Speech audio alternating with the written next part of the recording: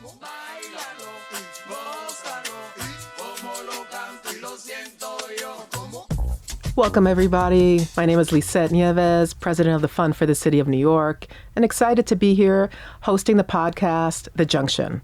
And The Junction's all about what are key points of change that have happened in your life that impact your future, moments where you've taken pause, moments where you became more you.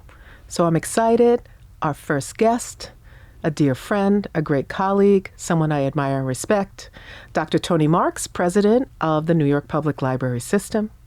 It's the largest library system in New York, as we know, and in the country. And I can't wait to start this conversation. Lisette, it's so great to be here, and what an exciting podcast you're doing. And huge admiration for the work you do at the fund, and also a board member of the New York Public Library. Let's get that out on the table, where you have been inspirational in our work at the library, which is the greatest library system in the country, if not the world. Yeah, I'd say greatest library system in the world. I don't have a problem saying that. People would ask me why and who do you have as far as guests on your show? Why do you have them? And I wanted to say a few things about you that I think is important. One is, obviously, you're the president of the New York Public Library, but you're also a college president. You're also a well-known scholar on South Africa. You're someone who has been committed to many causes related to greater equity, greater inclusion, greater sense of justice. So I'm excited to be able to talk to someone that I can traverse so many ranges of what leadership is about today. Well, thank you for that. It's not just leadership. I'm a New Yorker. Yeah. I'm an American. We have a set of values here in this city and I believe still in this country. Yeah. And they are all about ensuring access to opportunity for people, respecting people, understanding that our diversity is one of the great sources of strength of this city and of this country. We are a country of immigrants, almost all of us. Mm-hmm. That's how we started. We're losing track of the core values. And I'm honored to be in a job where I get to defend those ideas, those principles, and to work with you to ensure that they continue. Yeah, well, we'll have plenty to talk about. But before we go deep into any of these questions, just give us a sense of Tony. Where are you coming from and where are you going to? Well, my parents were both German Jews who fled the Nazis as children.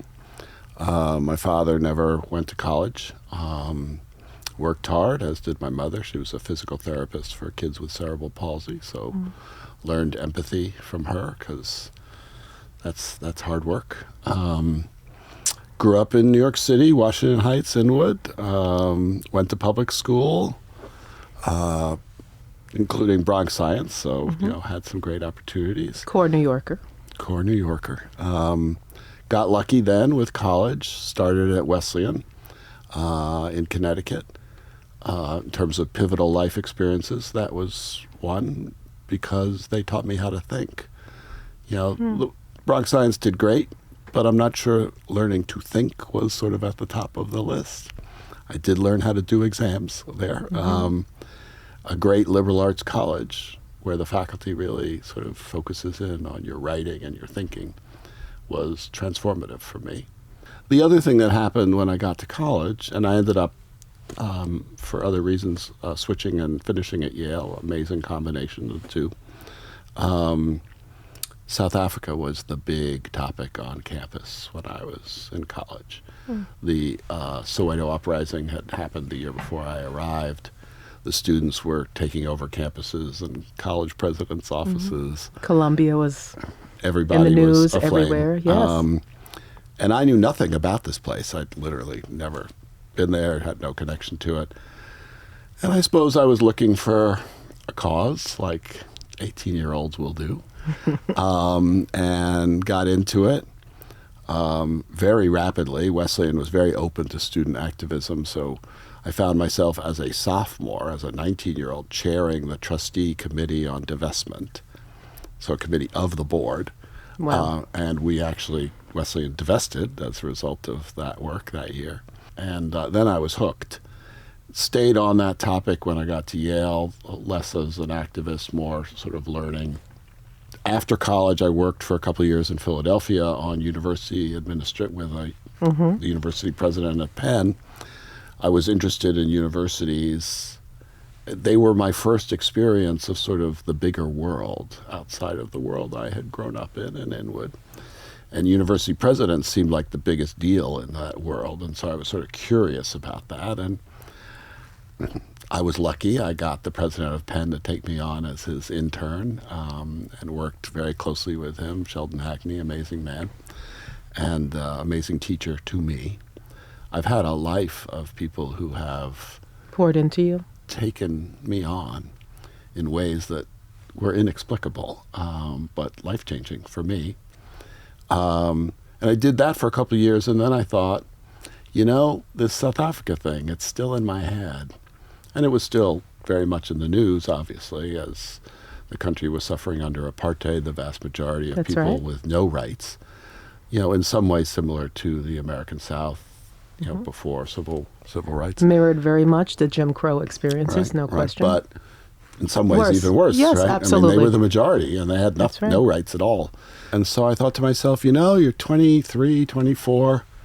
When are you going to have an adventure, if not now? I had another mentor who was at the Ford Foundation, introduced me to the head of the leading education anti-apartheid group in South Africa, a man named John Samuel, who met me and who said to me, well, look, kid, I can't pay you to come to South Africa, like paying a white American to come to South Africa. That's crazy given the work that they had to do in South Africa. But if you can find your way to South Africa, I'll find a place for you to live, and we'll give you some work to do, and we'll see what happens. So I did that, and it changed my life. So I'm going to hold you right there, because Sorry. there are going to be a few key moments that I know change your life. Okay. Right? And this is the junction moment, right? This one is probably the biggie. Let's talk about that. What does it Okay. mean when do you know it's a junction moment for you, that's that point, and how did you navigate it? I don't think you really understand the transformative moments in your life until way after. I now look back at that and say, oh no, it all changed right there. And it affected every piece of my life, everything in my biography.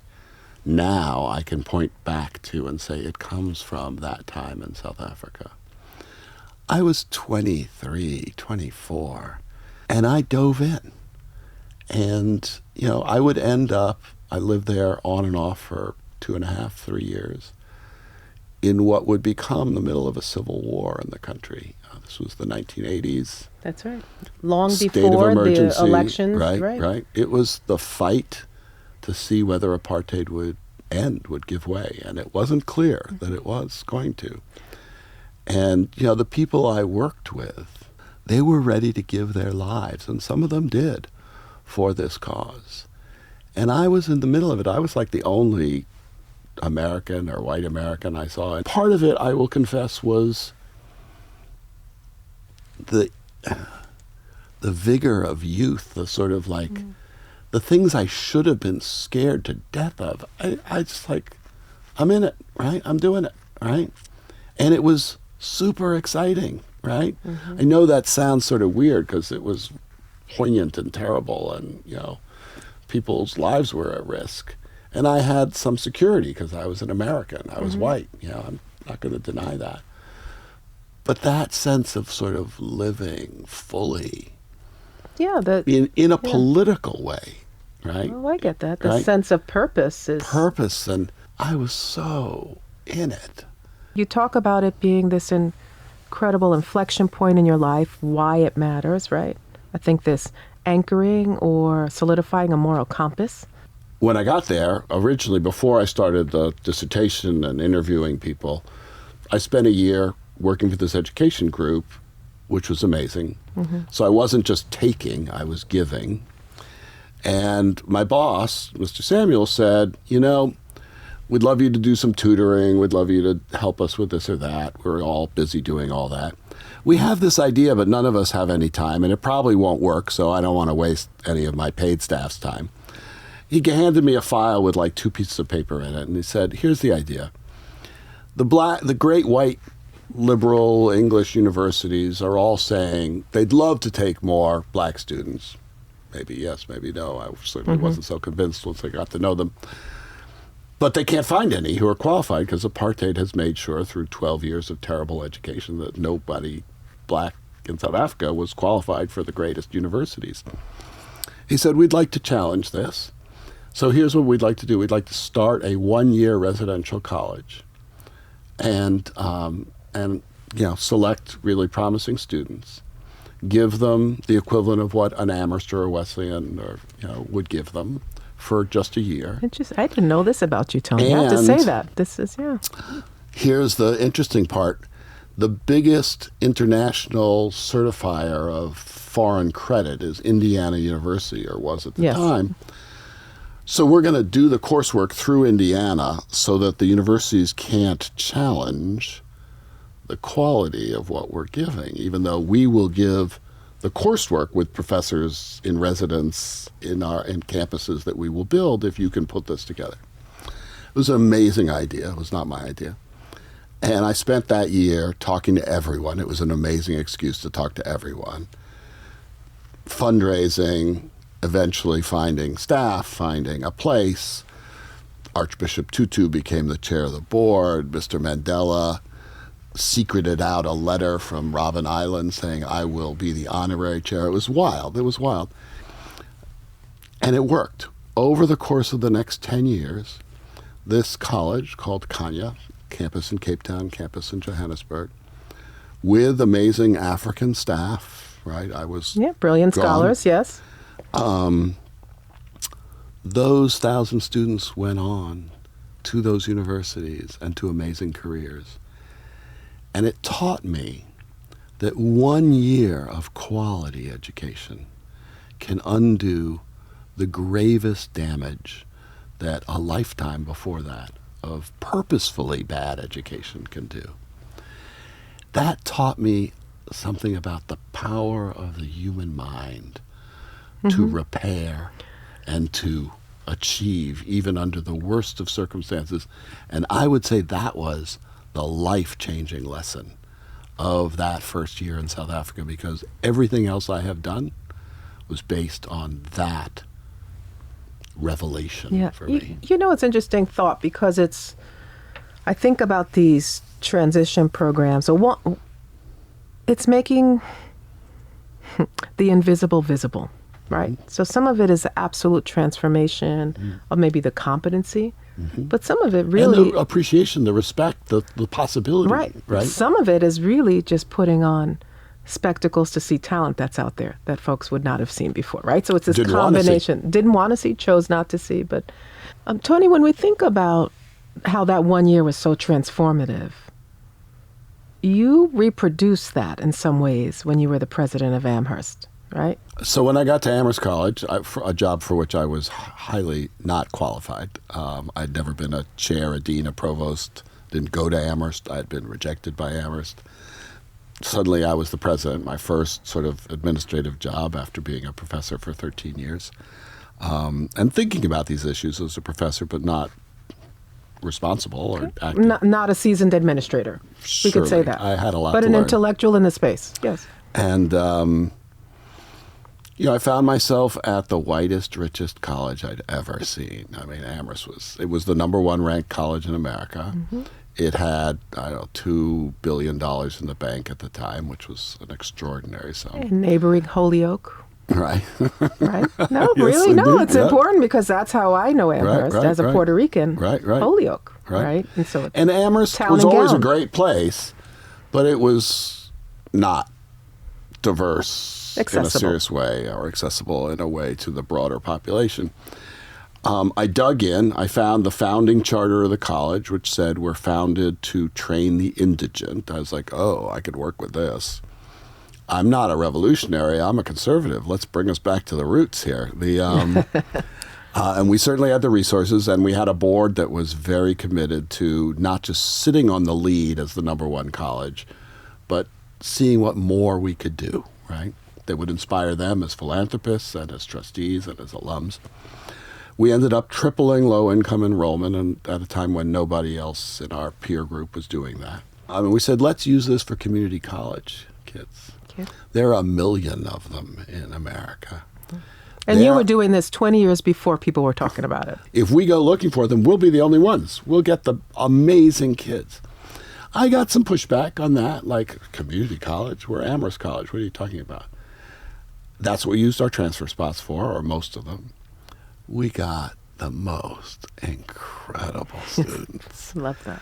Where are we now, right? You had the largest public library system.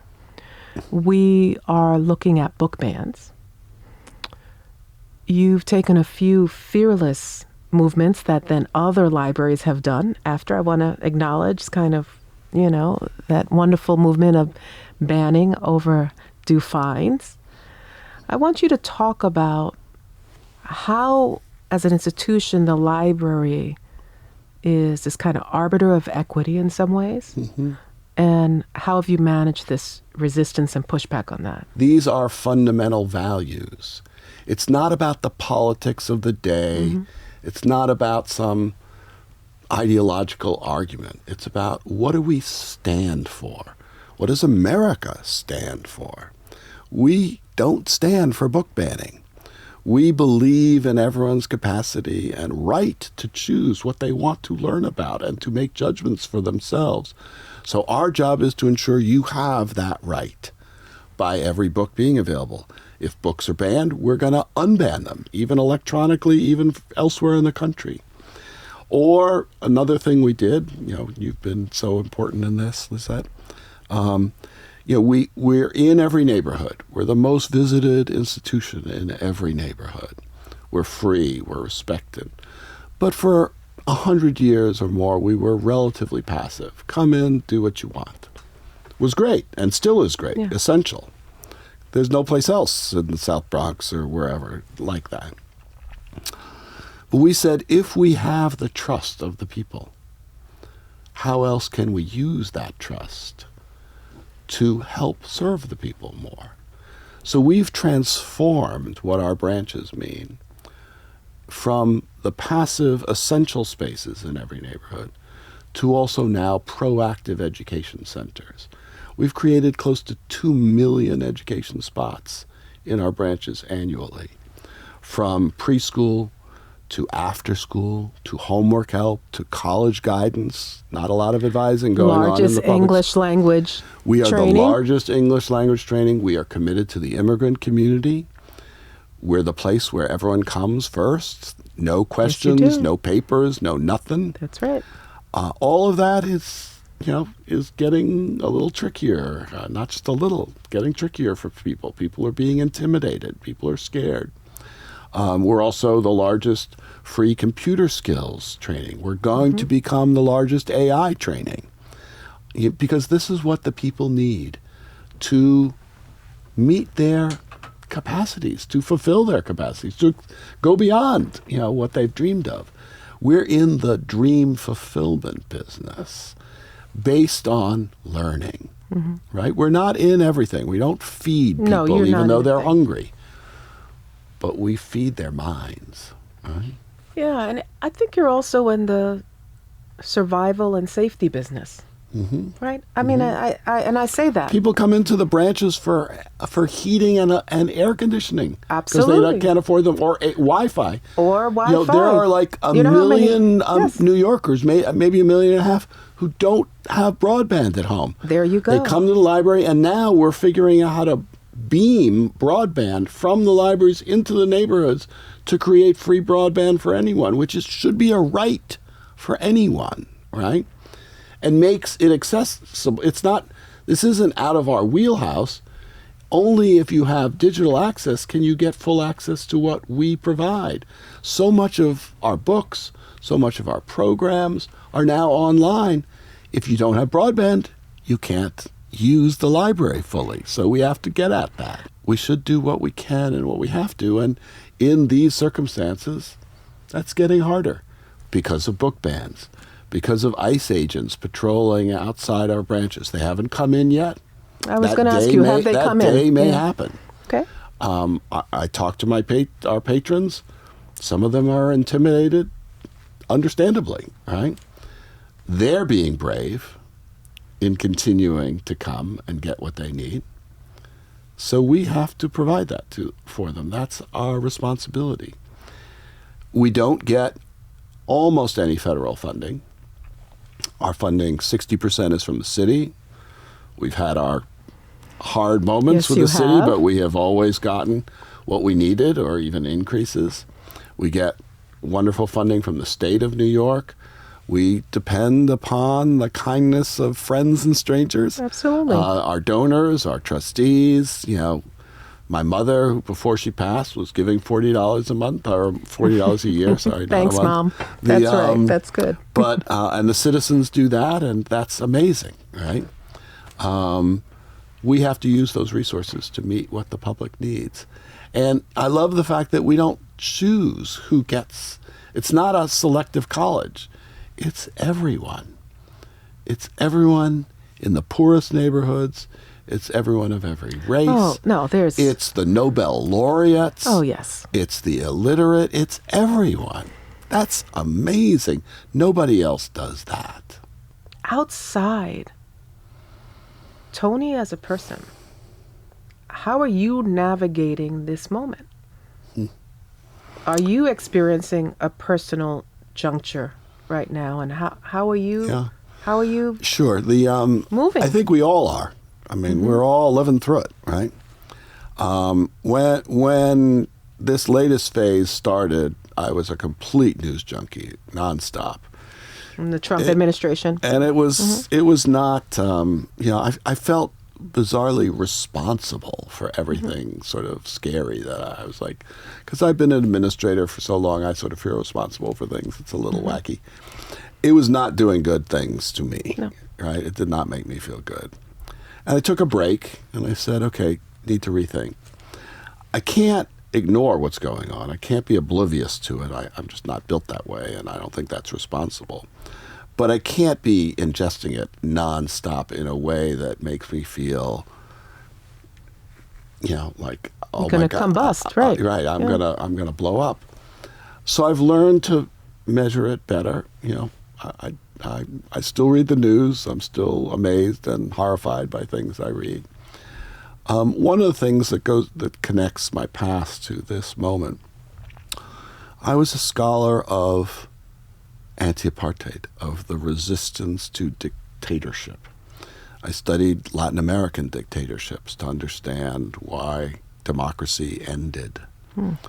It never occurred to me, never, in those days, that what I was fascinated by and horrified by, but fascinated and learning about would feel so close. Would feel so close. Yeah. It never occurred to me. Now the questions of, will the guardrails of democracy remain? Will they do the job we need them to do? Right? Are people learning enough to be the informed citizens that we need them to be? It never occurred to me that I would feel on point for those questions in the country I love. I'm an American through and through. My parents were immigrants. Everything I've achieved is because of the amazing, great country that I have lived in. It's why I came back from South Africa and didn't end up living there. I knew fundamentally I would always be an American, not a South African. And it's sort of a weird thing, but I'm like, I gotta be in the place that I am from and feel a responsibility for. I think we all have a responsibility for making sure that this country we love lives up to our aspirations, our ideals, what we need it to do, not just for ourselves, but for all of us together, because that's where the strength of this country comes from. Well, I feel like that's going to be what this means going forward. So thank you. Thank you for spending time with me. Thank you for the work you do. Thank you for helping to spread the word. Thank you for inspiring me. And I know everyone else at the library in what you do. And we will all get through this and continue to build. Absolutely. There is no other option. There is no other option. Thank you for spending time with us today. I hope that you feel that your soul's been fed a little bit more today. I have a task for you. Think deeper about a moment you're in. Are you at that junction? Where do you need to push yourself? What could you have learned from Tony today to help you navigate that junction moment? And tune in next time. Thank you for listening. At The Junction, we reflect on the moments that make us with today's most impactful leaders. The show was created and hosted by me, Lisette Nieves, and produced by LWC Studios. This show is available everywhere you listen to podcasts and on YouTube. I encourage you to share video and audio episodes by linking to them on social media, websites, and by sharing them in your online affinity groups. Our executive editor is Juleka Lantigua. Michelle Baker is our senior producer. Allison Rich and Cesar Ventura provided administrative support. CDM Studios is our live recording location. Our theme song is La Juntura Cultural, arranged by Randy Saraguchi Jr. and the Altian Woodard, produced by Randy Saraguchi Jr. and recorded by Pharmacy Studio. For more information and episode transcripts, visit lisette-nieves.com. If you'd like to reach out, please email us at hello@lwcstudios.com.